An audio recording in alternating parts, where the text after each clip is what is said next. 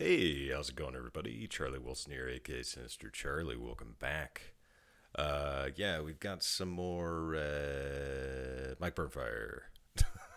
Took me a while. I just woke up. I just had my second coffee, so we're on our way.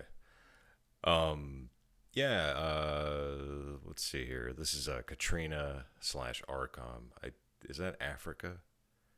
I think that's ARCOM. I can't remember. Or maybe that's AFRICOM. I don't know if they've changed names or something. I have no idea. I don't know what that is. Katrina, that was a little before I went into the Navy. So, let's see. Was it? Yeah, that was during the first term of George W. Bush. So that's why I remember that. I think. Yeah, because nobody I knew went to go help with Katrina, and it would have been Seabees because one of the main battalions is based out of Gulfport, Mississippi. So, yeah, I wasn't around for that. Yeah, so yeah, let's see. Let's just get into it. I'm rambling again. All right, let's go. I would sleep in my shop on a really regular basis. I would show up for work and there wouldn't be like any guns for me to work on, so I would just close the outside door to my shop and close the inside door and close the cage door and then just lie down on the floor and take a nap for a while. That's pretty cool.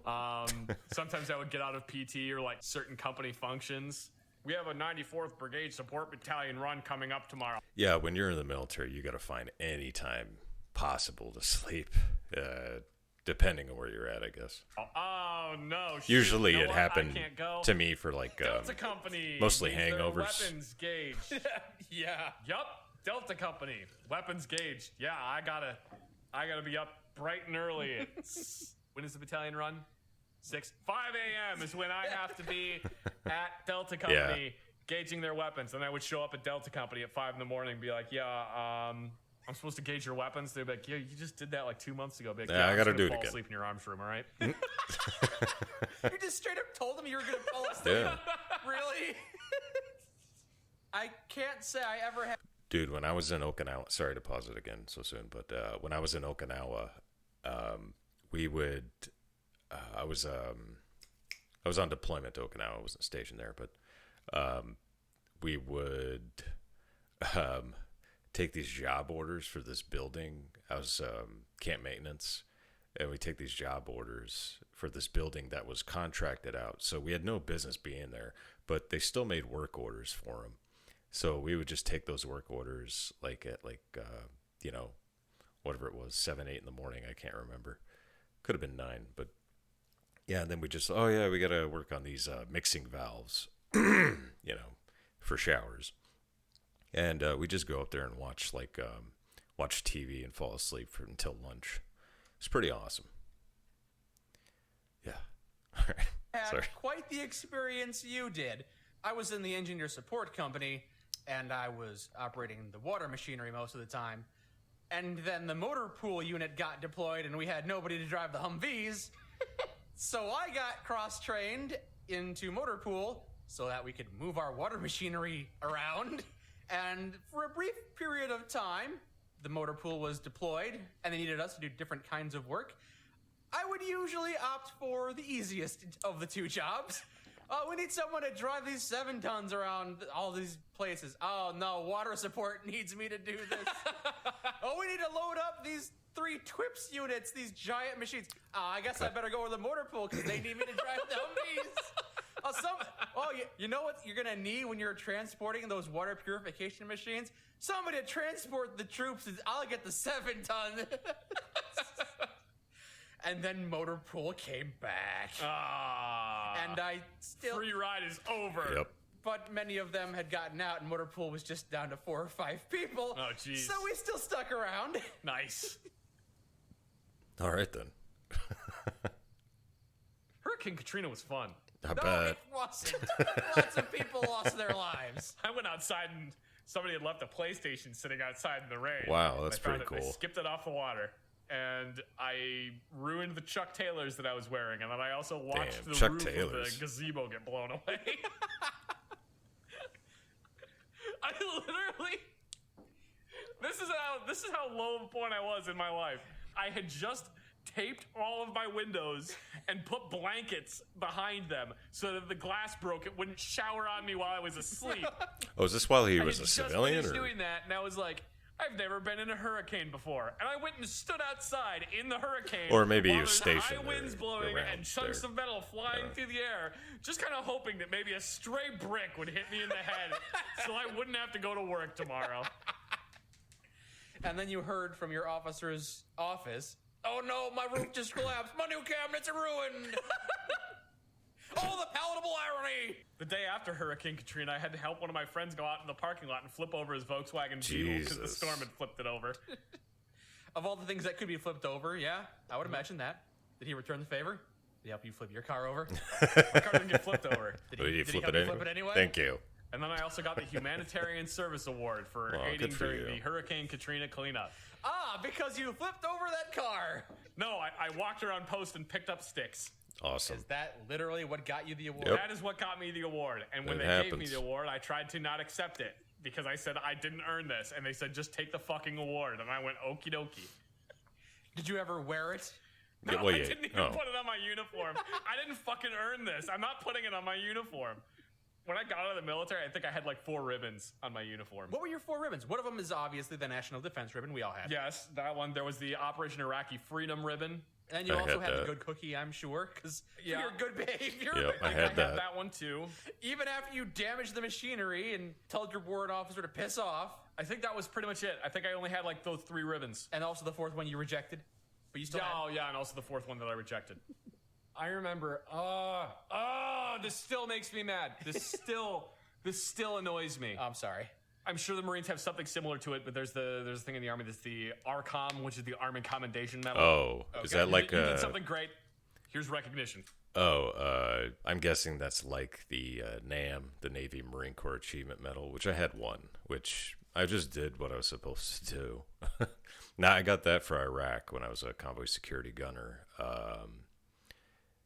Yeah, and I was also PT coordinator, which we were on a convoy security team. So basically, I just told everybody get to the gym if you have an hour of free time. And everybody lost weight because it's Africa and we're convoy security. Yeah, I mean, I don't know what else you're gonna do over there. So, For it. Oh, that sounds like a very nice medal to have. You can get them for all kinds of different things. I never got one. I'm still bitter about it. But you should have got one because, My God. aside from all of the work you did being the sole armorer, Being the sole armor, when I was in Iraq, weapons are supposed to be gauged every 6 months. Every 6 months, you're supposed to make sure that everything is within spec. And if you're in combat, it's 1 year because you probably won't have time to gauge all the weapons. Well, somebody in our chain of command decided that they wanted to make it every 6 months while we were in Iraq. okay, And they didn't tell me about this Oh, that's cool. until a day before it was going to be up. You're kidding me right now. the only thing you can do at that point is tell them, there's not much I can do.